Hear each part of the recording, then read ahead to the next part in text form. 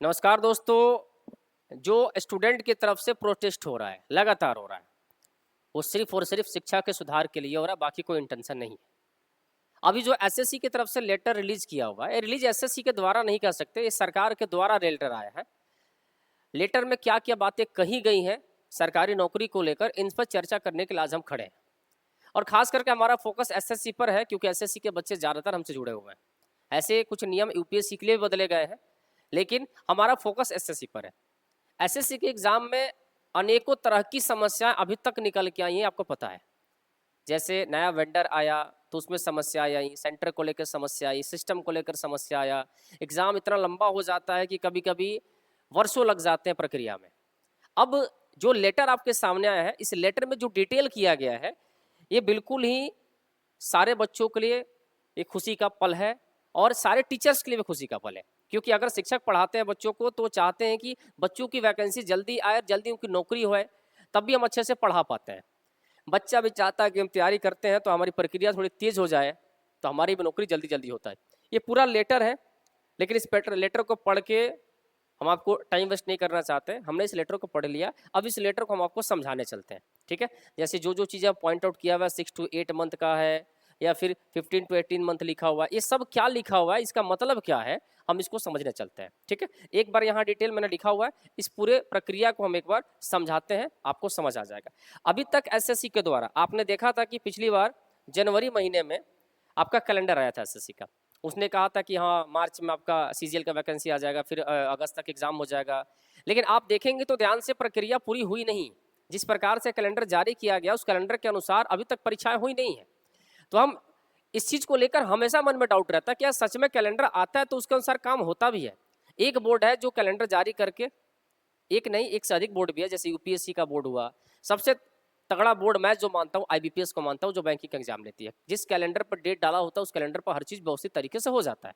लेकिन SSC railway को लेकर बार बार इस चीज़ की मिथ्या बनती है कि कैलेंडर जारी तो आप कर देते हैं लेकिन ढंग से आप कार्य नहीं कर पाते। लेकिन इस बार जो मैं दिखाना जा रहा हूँ, इस बार जो आपके सरकार की तरफ से ये कहा जा रहा है कि ऐसा होगा, अगर हुआ तो निश्चित तौर से धन्यवाद सरकार को हम सभी देंगे। लेकिन एक बार सरकार उसको करके तो देखे। सबसे पहले सरकार की तरफ से आया कि भर्ती प्रक्रिया का जब से 15 से 18 महीने लगता था, उसको घटा के औसतन 6 से 8 महीने किया जाएगा। अगर ऐसा होता है भैया तो मजा आ जाएगा यार। एक साल में 2-2 बार अगर 6 महीने में प्रक्रिया पूरी कर लेते हैं तो अगले 6 महीने में फिर से नई वैकेंसी आ जाएगी। तो सरकार का पहला ये है कि भैया हम इस पर काम करेंगे। जो वैकेंसी 15 से 18 महीने लग जा रही है करने में, उसको हम 6 से 8 महीने में पूरा करके आपको देंगे। और होता है ऐसा, आईबीपीएस में होता है, बैंकिंग में ऐसा होता है। ऐसा नहीं है कि पहला संभव नहीं, असंभव चीजें हो सकता है। दूसरा क्या है कि भर्ती के चरण जो होते हैं यानी स्टेज जो होता है, जैसे टीयर 1 है, टीयर 2 है, फिर डिस्क्रिप्टिव है, फिर टाइपिंग है, इसको ये कह रहे हैं कि हम कम करेंगे। किसी किसी परीक्षाओं में इसको बढ़ाया भी जा रहा है, तो किसी परीक्षाओं में इसको कम भी किया। जैसे आपने सुना होगा कि बिहार की जो परीक्षा थी, बीपीएससी एडीओ की परीक्षा कैंसिल हो गई, फिर कहा गया कि प्री और मेन दोनों लेंगे। फिर बीपीएससी टीआरई 4 यानी टीचर की वैकेंसी जो, तो उसमें भी कहा जा रहा है कि भैया इसका भी प्री और मेन लेंगे। लेकिन यहाँ कहा जा रहा है कि जो स्टेज इसका है, यानी प्री है, फिर मेन है, फिर डिस्क्रिप्टिव है, फिर आपका टाइपिंग है, इसको हम कम करेंगे। यानी हो सकता है कि एक ही परीक्षा लेके और हम इसके फाइनल जॉब को आपको दे दिया जाए। तो भैया ये भी अच्छी पहल है। अगर ऐसा होता है तो ये भी काम जल्दी हो जाएगा।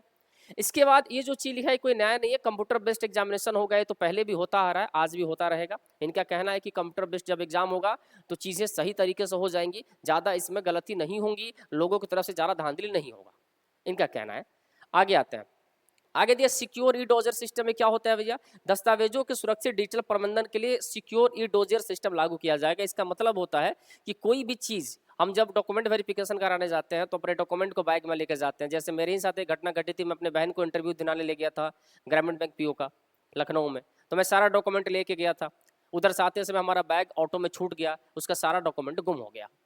तो ये तकलीफ हुई ना भैया, बहुत सारी दिक्कत हुई थी, बहुत सारा दिक्कतों का सामना करना पड़ा था उसे। तो अब वो कहा जा रहा है कि नहीं, आपको ऐसे नहीं करना है, आपको एक प्रोफाइल दिया जाएगा, उस प्रोफाइल में जाके आप अपने सारे डॉक्यूमेंट को अपलोड कर दीजिए, वहां वो अपना चेकअप कर लेंगे ऑनलाइन। तो इसको ई डोजर के नाम से जाना जाता है। यानी यहाँ आपको अब लेके नहीं घूमना है, और एक बार आपने डाल दिया तो वहां सुरक्षित रहेगा। क्लियर है। इसके आगे दिया गया है स्लाइडिंग मैकेनिज्म। देखिए ये सबसे बढ़िया है। स्लाइडिंग मैकेनिज्म फ्रेमवर्क जो है क्या होता है, भर्ती प्रक्रिया को अधिक तेज और पारदर्शी बनाने हेतु स्लाइडिंग मैकेनिज्म फ्रेमवर्क लागू किया जाएगा। इसका मतलब ये होता है वेटिंग लिस्ट। इस पर बहुत सारा विवाद हुआ भी था। वेटिंग लिस्ट का मतलब ये हुआ कि भैया जिस प्रकार से आपको जैसे आपने फॉर्म भरा, आपकी नौकरी हो गई, अब 1-2 नंबर से मान लीजिए कि आपका छूट गया। अब 1-2 नंबर से अगर आपका छूट जाता है तो सोच के देखिए कितनी तकलीफ होती होगी। और आपको साइड कर दिया गया, नौकरी से आप बाहर हो गए, ठीक है। अब नौकरी से आप बाहर हो गए तो जिनकी नौकरी लगी वो तो चले गए, लेकिन उसमें से कुछ ऐसे लोग होते हैं जिनकी नौकरी कहीं और भी लगी होती है, तो उन्हें लगता है कि इस जॉब से बढ़िया जॉब तो वहीं वाला है, तो कुछ नौकरी को छोड़ भी देते हैं, तो सीट खाली भी रह जाता है और फालतू के 1-2 नंबर से बच्चे छट भी जाते हैं। अब यहाँ वेटिंग लिस्ट का इस्तेमाल किया जाएगा। अब कहा ऐसा जा रहा है कि भैया जो वेटिंग में 1-2 नंबर से छूटे हुए हैं, अब उनको इंतजार नहीं करना होगा, और ऐसा हो चुका है, एसएससी ने पिछली बार किया भी था। अब जो ऊपर से हट जाएंगे, नौकरी छोड़ देंगे किसी कारण से, तो भैया नीचे वाले जो छटे हुए हैं 2 नंबर से, अब उनको उस नौकरी में डाल दिया जाएगा। अर्थात ऊपर से जैसे जैसे लोग हटेंगे नीचे से शिफ्ट किया जाएगा। ऊपर से अगर 10 लोग नौकरी छोड़ दिए तो नीचे से 10 लोग जो वेटिंग लिस्ट में पड़े हुए थे वो ऊपर अप हो जाएंगे और उनकी जॉब लग जाएगी। ये सबसे तगड़ी चीज है ना। आगे आइए, आगे है ऑनलाइन सुविधा। ऑनलाइन सुविधा में तो पहले से भी है कि आंसर की हम जारी करते हैं, ऑब्जेक्शन आप कर सकते हैं, मार्क्स और रिजल्ट पूरी तरह से ऑनलाइन उपलब्ध कराए जाएंगे, तो ये कोई नया चीज़ नहीं है, ये पहले से भी होता आया है कि अगर आपको कोई डाउट है तो आप उस पर जाके क्लेम करके अपना जानकारी ले सकते हैं। तो कुछ कुछ चीज़ें जो आई हैं सरकार की तरफ से, ये बड़ी तगड़ी चीज़ें आई हैं। अगर ये सही है और इस पर लागू की जाता है तो हमारे पूरे टीचर संघ की तरफ से आप सरकार को ढेर सारी शुभकामनाएं मेरी तरफ से मैं दे रहा हूँ। और इस सबके लिए खुशी का पल है, बच्चों के लिए भी और टीचर्स के लिए भी। बाकी आपकी क्या राय है कमेंट बॉक्स पे जरूर बताइएगा। धन्यवाद।